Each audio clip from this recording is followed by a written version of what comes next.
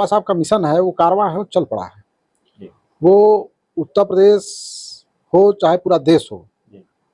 आज जो भी लड़ाई लड़ा, जो भी आगे बढ़ा बाबा साहब के संविधान को लेकर के 2 साल 11 महीने 18 दिन में बाबा साहब डॉक्टर भीमराव अम्बेडकर जी के अथक प्रयासों से, जिन्होंने चाहे जितनी भी यातनाएं सही हों, चाहे कुछ भी सहा हो, उस नारे के बल पे बाबा साहब अम्बेडकर जी ने नारा दिया था, ये उन लोगों के लिए, केवल एससी समाज के लिए नहीं, वो सभी समाज के लिए दिया था कि शिक्षित रहो, संगठित बनो और संघर्ष करो। नमो बुद्धाय, जय भीम। मैं धीरेन्द्र कुमार, आप देख रहे हैं द बुद्धिस्ट टाइम्स टीवी। साथियों, इस वक्त मैं मौजूद हूं प्रयागराज में और आपको बता दें, हमारे साथ में द बुद्धिस्ट टाइम्स टीवी की खास स्क्रीन पर मौजूद हैं डॉक्टर अंबेडकर महासभा के अध्यक्ष इंजीनियर प्रमोद सरोज जी। आज हम बात करने वाले हैं कि उत्तर प्रदेश में, बल्कि पूरे भारत में, जिस रूप में डॉक्टर बाबा साहब अम्बेडकर का जो मूवमेंट आगे बढ़ता हुआ दिखाई दे रहा है वर्तमान समय में, कहीं ना कहीं इसके पीछे क्या लगता है कि जो बौद्धिस्टों का ये आंदोलन लगातार होते आए हैं, इनकी वजह से ही अम्बेडकर जो है मूवमेंट आगे बढ़ रहा है, या कुछ और कारण है? सर, क्या कहेंगे इसको लेकर? इसमें आज जो है हमारे बीच जो है द बुद्धिस्ट टाइम्स चैनल के संपादक जो है मौजूद हैं, मैं उनका हार्दिक स्वागत और अभिनंदन करता हूं।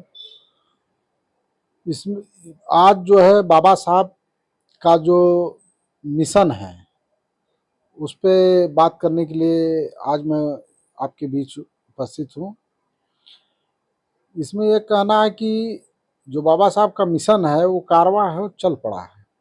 जी। वो उत्तर प्रदेश हो चाहे पूरा देश हो, जी।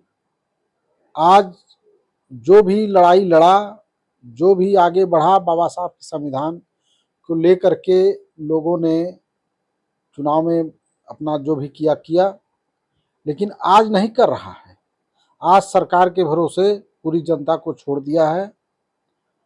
तो हमारे अंबेडकर को मानने वाले, हमारे बौद्धिस्ट को मानने वाले, हम उनसे यही आग्रह करेंगे, विचार उनको सुझाव देंगे कि हम लोगों को सामाजिक समरसता, एकता का जो नियम है, जिसको कई वर्षों 2000 वर्षों से पहले से हमारे भगवान बुद्ध जी ने करुणा मैत्री का भाव पढ़ाया कि मानव मानव एक समान, वो भावना लेकर के आगे बढ़ना है। और उसी को जब हमारा भारत देश स्वतंत्र हुआ, तमाम झंझाटों के बीच से जब हमारा संविधान लागू हुआ, 2 साल 11 महीने 18 दिन में बाबा साहब डॉक्टर भीमराव अम्बेडकर जी के अथक प्रयासों से, जिन्होंने चाहे जितनी भी यातनाएं सही हों, चाहे कुछ भी सहा हो, लेकिन जब उन्होंने संविधान लिखा, तो संविधान में सभी समाज, सभी वर्ग, सभी जातियों को ध्यान में रखते हुए उन्होंने संविधान लिखा। और उस संविधान के तहत सभी को न्याय मिल रहा है, चाहे वह किसी भी सामान्य जाति का व्यक्ति हो। अगर वह किसी से लड़ाई करता है, झगड़ा करता है, मार करता है, जो भी हो, उसको न्याय संविधान के तहत ही मिलता है। चाहे वह दोषी हो चाहे निर्दोषी हो, सभी को न्याय उसी से मिलता हो। बैकवर्ड क्लास का व्यक्ति हो, उसको भी उसी आधार पर न्याय मिलता है। और एससी समाज का 3 वर्गों में जो उन्होंने संविधान में बांटा है बाबा साहब अम्बेडकर जी ने, उसको भी जो है वहीं से संविधान के तहत, संविधान के दायरे में रह करके कोई भी जज, कोई भी माननीय न्यायमूर्ति या माननीय जो भी हैं, जो दाता हैं, वो न्याय देते हैं और उसी पर तमाम हमारे लायर, आदरणीय लायर हैं, वकील हैं, वो उसी पर बहस जिरह करते हैं और बाबा साहब के संविधान के ही बल पे सब कुछ चल रहा है। और संविधान उन्होंने लागू किया, बीच में कुछ जो है वो जब परिनिर्वाण उनका हो गया तो थोड़ा सा वो चीज़ें थम गई। जो उनका संविधान था, संविधान में जो उन्होंने अधिकार दिए उसको दुरुपयोग हुआ बीच में। लेकिन उन्होंने कहा था कि जब जागेंगे लोग, जब भीड़ जागेगी, जब सभी लोग जाग जाएंगे तो अपने हक अधिकार के लिए स्वयं लड़ करके लेंगे। तो अब जो है 90 के दशक से 80 के दशक से तमाम उन्होंने जो दिया था, शिक्षित बनो, संगठित रहो, संघर्ष करो, ये उन्होंने जो नारा दिया था, उस नारे के बल पे बाबा साहब अम्बेडकर जी ने नारा दिया था, ये उन लोगों के लिए, केवल एससी समाज के लिए नहीं, वो सभी समाज के लिए दिया था कि शिक्षित रहो, संगठित बनो और संघर्ष करो। जो इस उनके धारणा को अपनाया वो आगे बढ़ेगा और अपने हक अधिकार के लिए लड़ेगा और वो लड़ करके आगे बढ़ रहे हैं।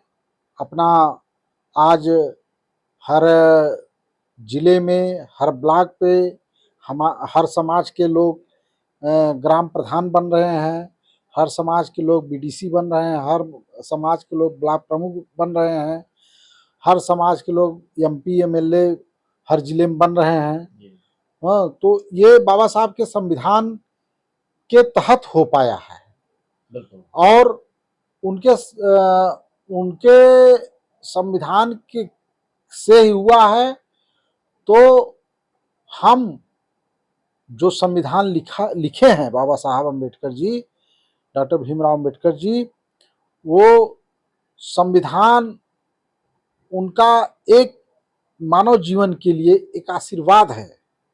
उस आशीर्वाद, जैसे आज हम किसी को सोचते हैं, कहीं जाते हैं, दंडवत प्रणाम करते हैं तो आशीर्वाद मिलता है, उसी प्रकार से हम बाबा साहब अम्बेडकर जी के चरणों में हम लोग दंडवत प्रणाम करते हैं और उनका कारवां या उनका ख्याति भारत में ही नहीं विश्व में फैल रहा है।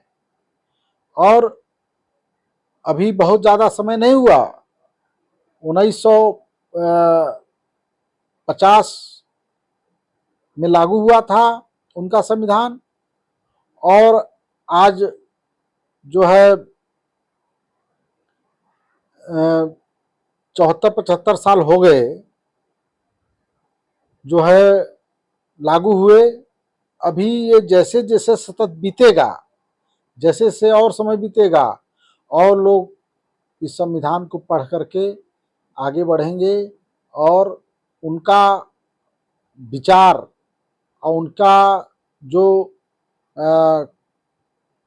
विशाल सोच है वो जन जन तक जाएगा और समाज में सामाजिक समरसता, एकता और उनका जो सोच थी वो आगे बढ़ता जाएगा और धीरे धीरे पूरा ये देश अंबेडकर युग में ढल जाएगा और तभी हमारी उनके प्रति सच्ची श्रद्धांजलि होगी। और इन्हीं शब्दों के साथ और नवोदय जय भीम। तो हमारे बीच में इंजीनियर प्रमोद सरोज जी थे, जिन्होंने बताया कि डॉक्टर बाबा साहब अम्बेडकर जी ने जिस संघर्षों की बदौलत आज जो उन्होंने हक अधिकार जो संविधान के माध्यम से पूरे भारत में, चाहे वो शेड्यूल कास्ट के लोग हों, SC ST OBC या सामान्य समाज के जो भी जितनी भी जो भी जातियां आती हैं, सभी को उन्होंने समता मैत्री, भाईचारा, एक समान अधिकार दिए, कोई छोटा नहीं, कोई बड़ा नहीं, सबके लिए अधिकार समान दिए। बाबा साहब अम्बेडकर जी ने हमेशा एजुकेशन से संबंधित उन्होंने जोर दिया, क्योंकि उनका मानना था कि शिक्षा व शेरनी का दूध है, जो पिएगा वही दहाड़ेगा। इसलिए एक रोटी कम खाओ और अपने बच्चों को जरूर पढ़ाओ। एजुकेट, एजुकेट, ऑर्गेनाइज, जो इन मूल उच्चारणों को लेकर के चलता है वो हमेशा जीवन में सफल होता है। इसलिए डॉक्टर बाबा साहब अम्बेडकर जी को सच्ची श्रद्धांजलि तभी होगी जब बाबा साहब अम्बेडकर जी के दिए गए उच्चारणों पर हम कारगर चल करके आगे मेहनत कर शिक्षित होंगे और बाबा साहब के प्रति उनके दिए गए, बताए गए उनके विचारों मार्गों पर हम चलेंगे, तभी बाबा साहब को सच्ची श्रद्धांजलि साबित होगी। फिलहाल देखते रहिए द बुद्धिस्ट टाइम्स टीवी की आज के लिए खास रिपोर्ट प्रयागराज से धीरेन्द्र कुमार के साथ। नमो बुद्धाय, जय भीम।